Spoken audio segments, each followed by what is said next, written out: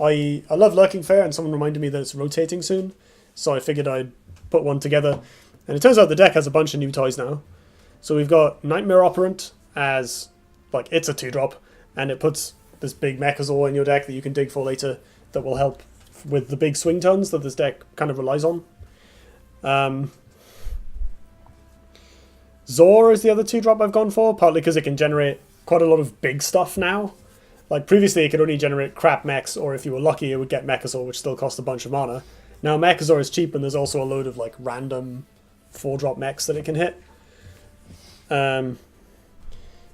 Skip over the spells. We've got Sarlacc. Sarlacc is really annoying for a lot of Magmar removal to deal with. It gets in the way, body blocks well, deals chip damage. Desolator, likewise, this card is awesome. Dioltas gets in the way as well. It trades pretty easily, like attack plus natural selection clears it, but that's a bunch of damage and they're forced to do that. If they don't have the natural selection because they replaced it because you played a Sarlacc, the Tombstone can get in their way for tons. There's one Nekomata as backup for the 3 copies of Vellum's Scry, which I'm replacing Rite of the Undervault with in this build. Which I think this card's going to be a pretty good engine. I'm using Lilith as the general. I'm not fully sure if that's right, but I think she's the best, like, generic general. There's not a ton of payoff for having Swarm in here, but it's mostly helpful with Vellum's Scry.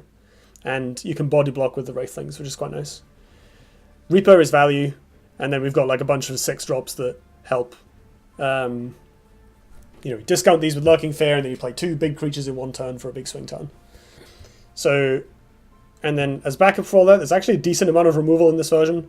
There's 3 Lures, 2 Punish, and 2 Ritual Banishing, which is more than I've played in the past. And we've also got 2 copies of Blood Echoes to go over the top. I don't know if, like, if you play more copies of Blood Echoes and, Darkfire Sacrifice and stuff, you can do nonsense with Sarlacc. This version also relies heavily on Desolator for healing, so it's less explosive than usual, but I think that means it'll hopefully be a bit more consistent. I'm not really sure, it needs testing. You might want to cut some of the expensive stuff and putting, like DFS and maybe extra card draw, extra like Shadow Dancer or something. But this, in terms of beating Magmar, this doesn't directly counter it or anything, but it just has a lot of cards that are strong against removal-heavy decks, and enough ways of getting rid of, like, Punish is pretty good against Lava Slasher, for instance. Enough ways of just getting rid of the things they put on the board, and defending ourselves against faster decks. Outside of that, we can basically, like, Sarlacc means you can ignore so much of their removal. Most of this doesn't care if it dies, so, they can play board wipes all they want, it doesn't really matter. Do you need some kind of Dispel to debuff Vath? That is a good question.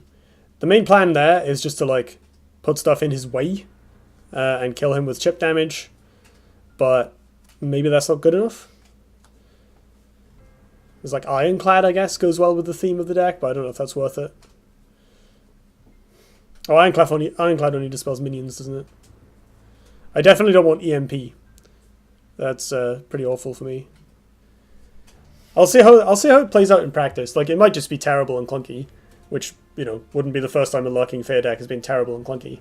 But I think with Vellum's Scry being a lot more consistent as an engine for draw than Rite of the Undervault was, it should play a little more smoothly than before.